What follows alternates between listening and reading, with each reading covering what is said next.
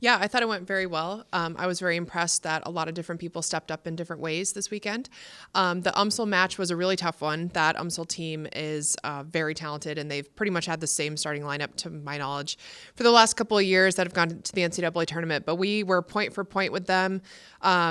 The stat line doesn't really show it, but we didn't make a ton of errors, which was awesome, and we just had some trouble scoring, but I thought like our ball control was very good. Our blocking scheme was for the most part where it should have been.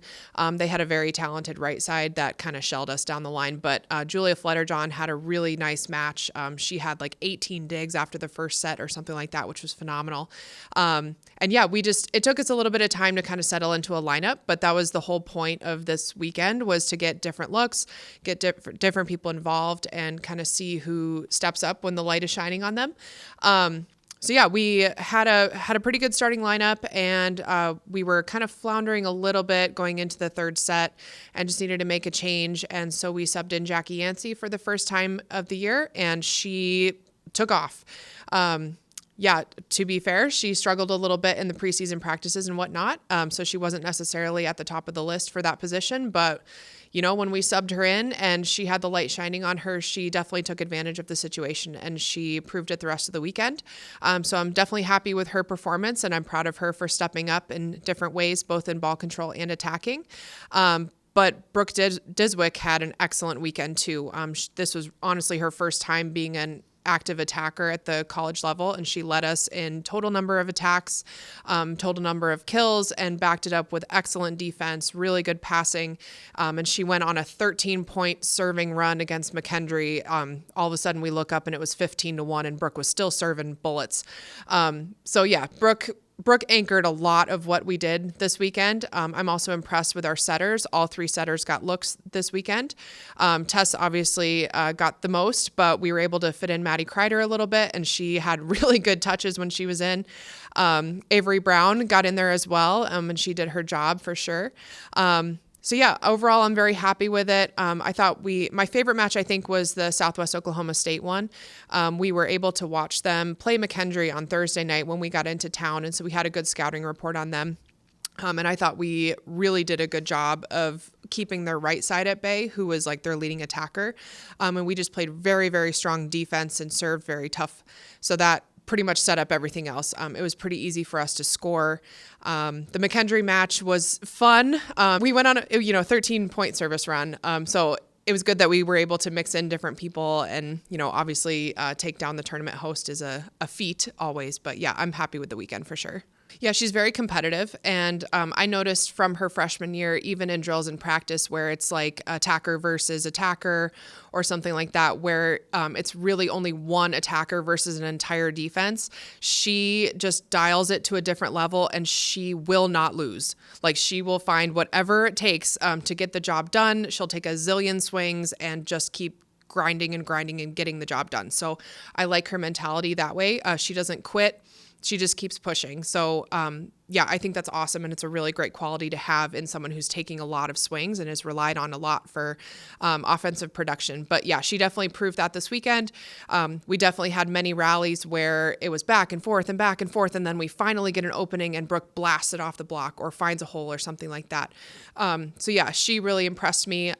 Like I said, this was her first time swinging against a different team other than in our own gym, and she really showed up for the occasion and did a great job. Yeah, for sure. I mean, Rachel is so athletic and she jumps so well.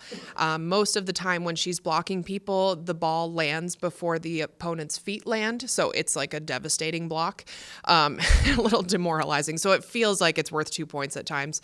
But yeah, Rachel puts herself in really good positions, and she's very physically imposing. So it's really hard to hit around her and nearly impossible to hit over her. So yeah, we really like her on the right side because most of the balls in volleyball go to the left side attacker. So we try our best to match her up with whoever the strongest left side attacker is for the opponent. And we did a good job of matching them up this weekend. And then she backs it up with really good attacking as well. She's best off of 1 foot, so running that slide approach where it almost looks like a layup approach, where she runs to the side and then cuts it off and jumps off that left foot and swings it back around. So she's best off 1 foot, but yeah, we're trying to work her into different situations where we can get her the ball a little bit more and maybe relieve some of the pressure that our left sides have been giving in terms of like ball distribution. But we're also trying to make sure that our middles are getting a ton too, because the middle unlocks everything. So the middle is definitely an area that we're going to focus on this weekend. Yeah, she started the first 2 sets for us, and she had 10 kills. So she got overset, in my opinion, and we've talked with our setters about it. It's hard. Your very first match, everyone has jitters, and ball control can be a little bit iffy. But yeah, she got a few too many balls, and she did well with what she had. And we actually sat down and watched her film yesterday, one-on-one, and like, objectively, she had a good match. We just needed to make a change out there and just kind of change the momentum or change something. When you're losing and you just keep, banging your head against the wall, sometimes that doesn't really work. So we just needed to make a change, and it just happened to work out that Jackie showed up. So Bryn, I mix them up all the time. Bryn is still in the mix for sure, and she's practicing hard every single day, and she has a lot of tools in her toolbox. Right now, she's a little bit of either a home run or a strikeout type attacker. So we're trying to get her to hit more base hits, if that makes sense.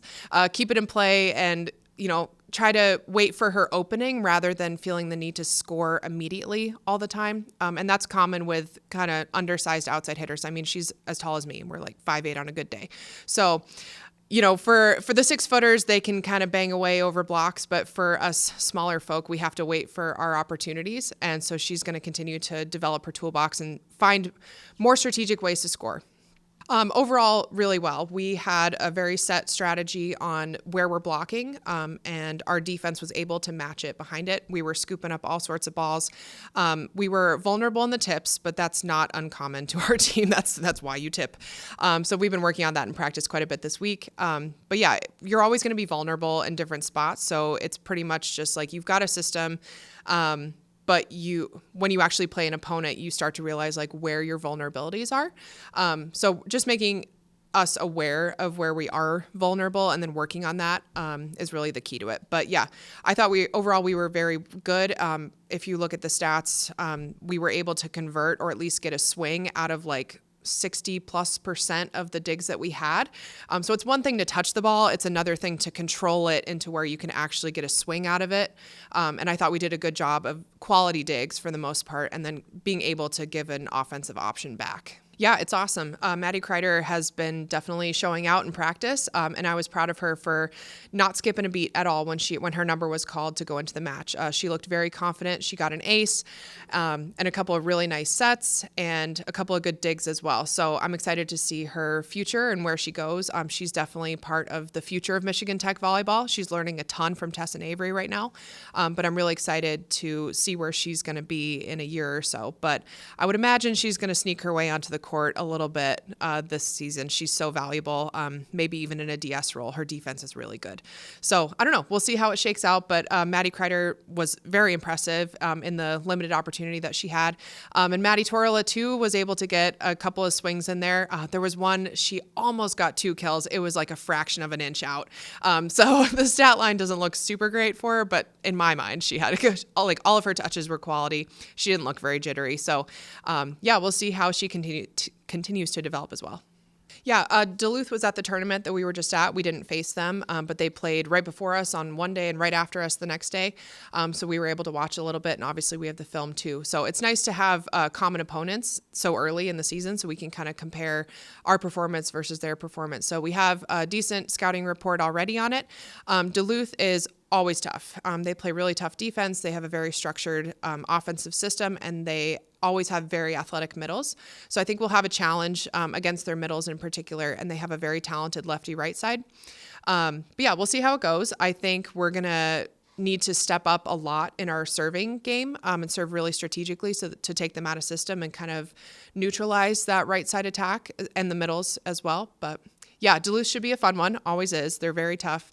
And Jim certainly knows what he's doing over there. So that'll be a good one. St. Cloud, I believe, is ranked in the top 5. They seem to always just reload.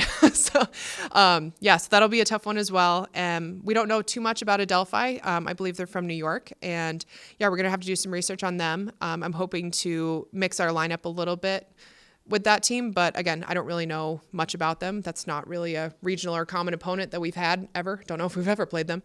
And then Barry is always a top 20 team as well. So that'll be a tough one too. So a good mix of tough challenges. And we're going to have some adversity this weekend to get over. I felt comfortable. Yeah, it's been good. The only difference is the challenge system that sometimes I have to remember that I have that challenge. But that was interesting. I was 2-1 on my challenges. I would argue 3-0. But 2-1 on my challenges. And it's interesting, that whole different dynamic of the game, because you can strategically use it as a timeout. You're not supposed to, but you kind of can. And, it's interesting too, like the different camera systems in each gym. So before the first match that we played, the ref pulled me over and showed me every single camera angle and suggested, there was a certain part of the court that the cameras didn't quite cover very well, or a certain angle. And I believe they said this to all the coaches too. They were like, well, if you have a potential challenge in this area, it may not be wise to challenge just because we may not be able to get a good view. So kudos to the refs for being on top of it and like giving us some good insight so that we weren't in the dark about certain things. But it's interesting having that challenge in two challenges in your back pocket and using it strategically. Or, there was a time where I could have challenged, but we were up by 10-ish. It's not really worth it. So that element has been new to me, but I like it. It's good. It's good. And it keeps the refs, I think it creates a better relationship between the coaches and the refs. It's more of a discussion or a conversation about what's going on rather than a battle at times. Because there were certain times to be like, is that allowed to be challenged? Like, am I allowed to challenge that? And be like, yes or no, or like, maybe don't challenge that one, So I like that aspect of it.